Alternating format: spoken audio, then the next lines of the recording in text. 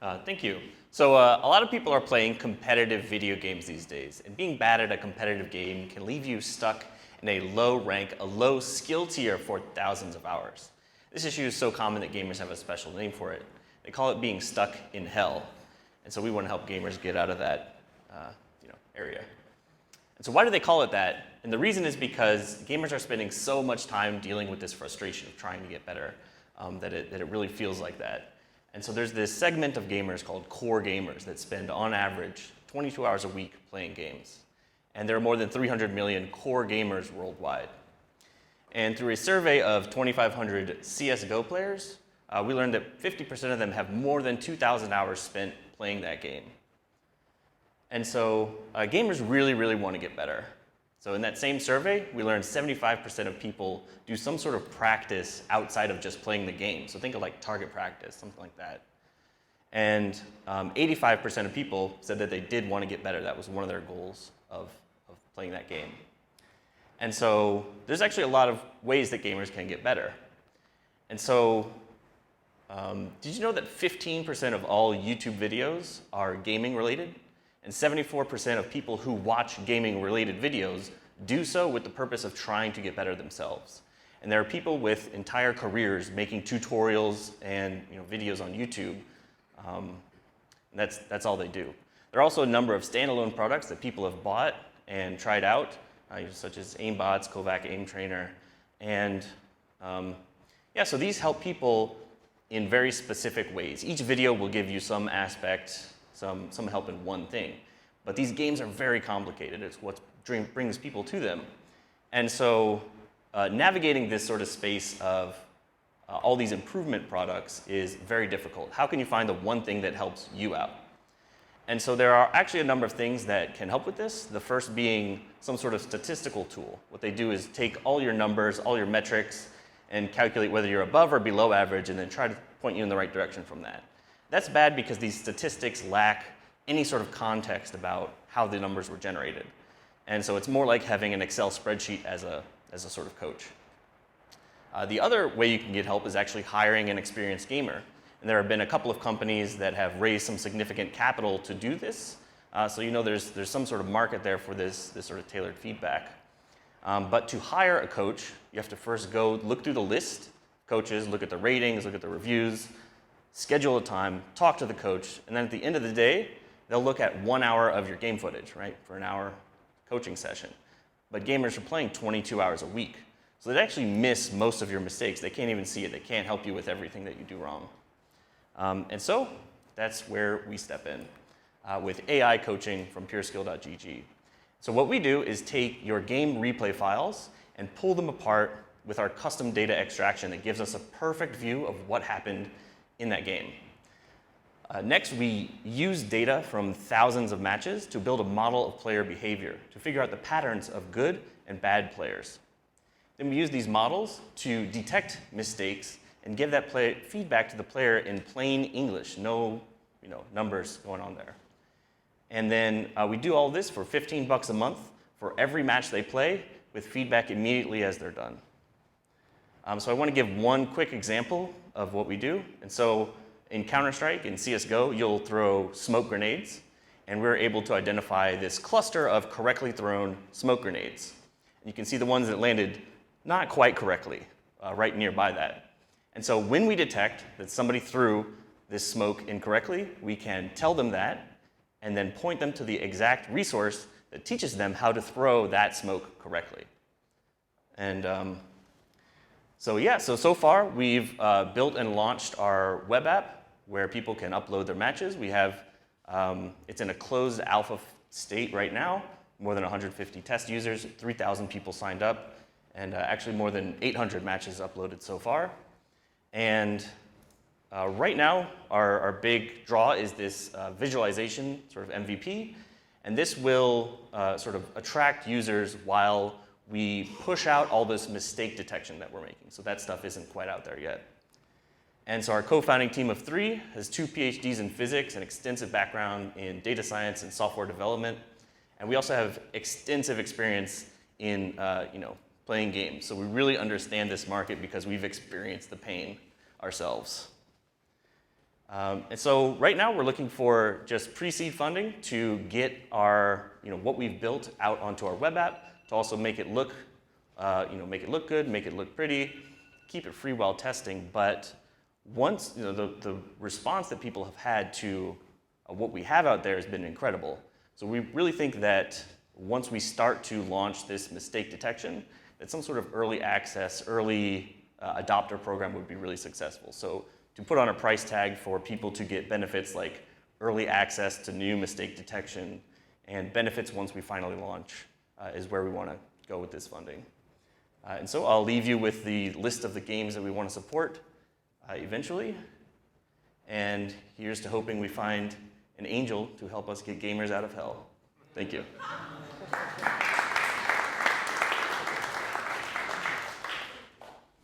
Good job, Bill. So I think particularly being at the pre-seed stage, the vast majority of what we're looking at is team. And you've got probably one of the smartest teams in Charlotte or this region, right? I don't get pitched by a lot of physics PhDs. So I think, definitely lean on that, the skill of the team. I do think the average person you're going to sit across from, try to find some really relatable ways to explain how big gaming is. I don't know, it was probably like 6 or 7 years ago that I was being pitched something and I thought, and then I was blown away by the numbers, right, of how many people play it, the size of esports, so use some sort of a correlation around like more people watch, the Super Bowl of esports than the regular Super Bowl. It's like, whoa, really? That's crazy. I never thought of that, right? So I do think really quickly grabbing people and saying, look, this isn't sitting around playing Pac-Man, right? There's billions and hundreds of billions of dollars and millions and hundreds of millions of people that watch and participate in this. Like really get quickly to that. I do think a slightly better understanding of exactly how the product works might be helpful, but I think right now where you're at from a pre-seed perspective, I think like really hit on the size of this market and the fact that you've got an incredibly talented team going after it that has experience in this. I think is kind of your main point. So really just keep hammering those home. Okay, thank you. Good presentation. So I know a bit about the gaming market, and from what I can tell, and this goes into your slides about the existing alternatives, which I think, clearly there's some pain points there, but also when you're pitching investors, it raises some red flags. Like there are a ton of existing alternatives right there. Coaches, other tools, things that don't work well, but for people who maybe don't have a lot of disposable income, but they are high on time, which gamers are, they're gonna just sit there and watch the YouTube videos. So to me, it seems like I wouldn't focus on like the size, I would focus on a really specific niche. Like are you focused on people who are strapped for time, but have, higher disposable income and willing to just pay a luxury price, for your type of tool? That's the group that I would be going after. Okay, right. Yeah, I think one thing that I considered mentioning is that in Counter-Strike, there are a lot of services that, like Counter-Strike is a free game. They basically enhance your experience. They have better servers and whatever, $10 a month, maybe 1 million users, right? So like I know that gamers are willing to pay for things that will benefit them. But yeah, thank you for the comment. Cool. Good job, man. You've come a long ways too. Thank you. Which is fun. I have a couple of questions. So one is, do you know how much money those sites or those various different tools that you showed that people are now spending money on? Some of those are YouTube, so I guess they're monetizing not through subscribers, but through advertising. Is that by number of users? Or? The coaches, people are just paying directly for the coaching. Yep. For the statistical tools, a lot of them are using some sort of freemium model. Okay. They'll give you some of your stats for free and then draw you in somehow. Yep. Do you know how much money an average gamer on this platform spends every year? How much does like a Fortnite player spend? So I used to know that number, particularly Fortnite. Well, I can mention that one Fortnite skin is $15, right? Yep. Our whole service for a month. And Fortnite made $2.4 billion last year somehow selling these free skins. Right? There you go. Skins for a free game. Yep, there you go. So I think like, I asked those because I'd like to know, but then also in terms of informing your thinking, right, about how do I show the value of what we can do and what people will pay, for it. Your first $1 million or your first $2 million in revenue should come exceedingly quickly, don't you think? Right, yeah, once we get something out there, it should be popular. Yeah, I think it will be too. So I had, one thing that I think is really helpful is to write out your pitch. Literally write it out as you're gonna create your structure, and then write it and practice reading it in order. And that'll really help you to hit all the things that you wanna say. I echo what Chris said too, and that's to focus on, make sure you're really highlighting who your team is. I love the video. I think you could play that earlier.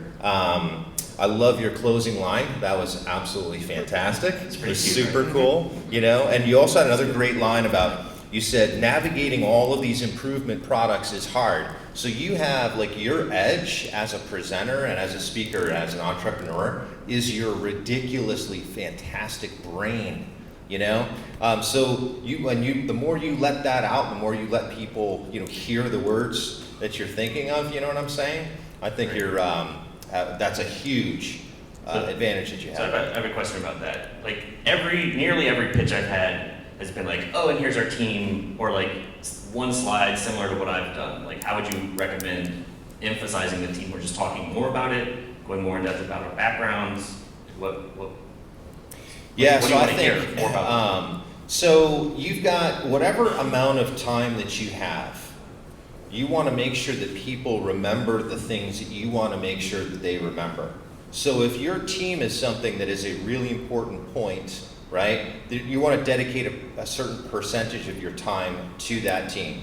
And there's wonderful things you could talk about all three of you guys. I mean, 20 to 30 seconds could easily turn into a minute, and it would all be interesting information. Does that make sense? So as you're quantifying this, you want to have a percent of your time dedicated to each of the things that you want to say, and those things that are most unique about you, you want to dedicate more time to than others. Does that make sense? Yes. So if that is slide 8, and you want to give that a minute, you literally write this thing out, script it out, write it out, right, and then make a chart. Okay, does that make sense? Right. What fraction of the time is That's exactly right. Like, you're analytical, so you're like, okay, this is something that's really cool. I'm going to give this. I've got 10 minutes.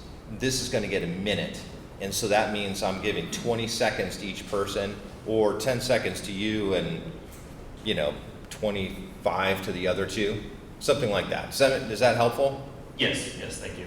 Yeah, cool. I love it. Oh, what's CS:GO, by the way? CSGO is a video game, right? It's Counter-Strike Global Offensive. I'm kind of teasing. You said No, it earlier, well- but you want to make sure you say Counter-Strike, because you skipped right over it. If I didn't know, I wouldn't have known. You know what I mean?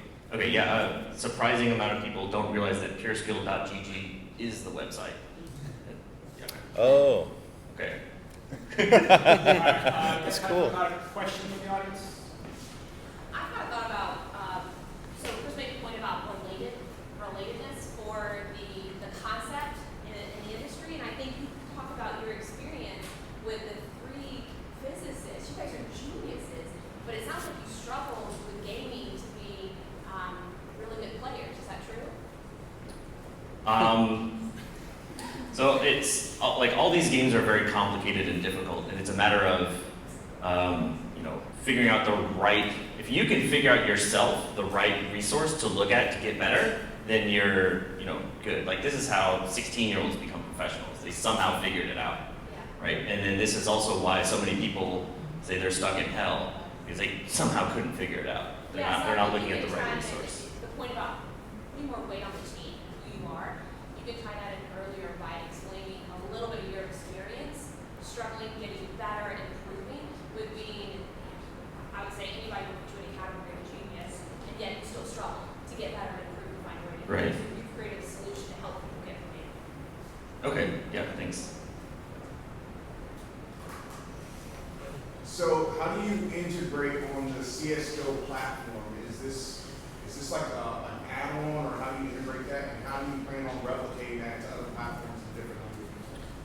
So the way that we get our data is that people somehow have to hand it to us. So with CSGO, they can give us their API key, and then CSGO gives it to us then automatically. After they play, we just query their API in, download their replay file. Each of the games that we want to support has some different way of doing it. Fortnite is a locally recorded replay, so there would need to be like some sort of program that installs. Every time it detects a new replay, it sends it to us. Yeah. Great. Bill, with your